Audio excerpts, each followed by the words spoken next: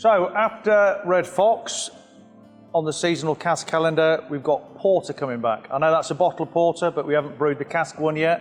But I've never seen London Porter on cask before.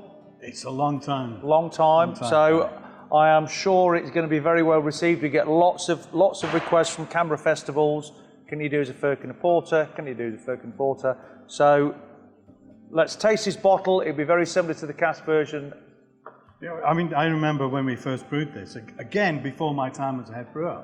Yeah. I think this was first brewed in '96. It was the second seasonal beer we did after 1845. We brewed it, and then we were asked to do a winter seasonal. And Reg at the time said, let's do a porter. For obvious reasons, why wouldn't you want to make a dark beer? Well, yeah. And we came up with this recipe.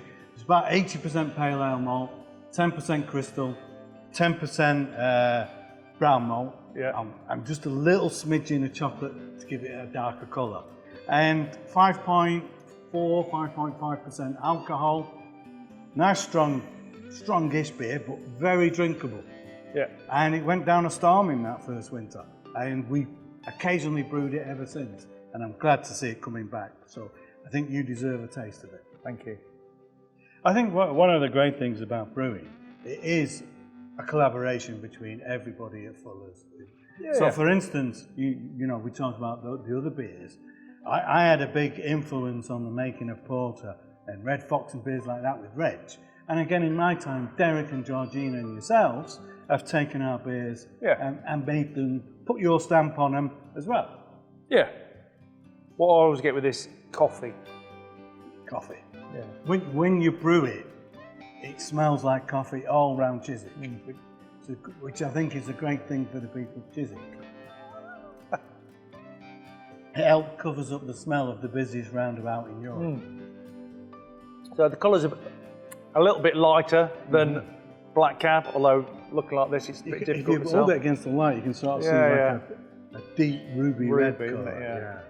Lovely colour. Body's slightly lighter than the Black Cab, but then you have sort of different notes. You've got the coffee, you've got the sort of slightly burnt. Yeah.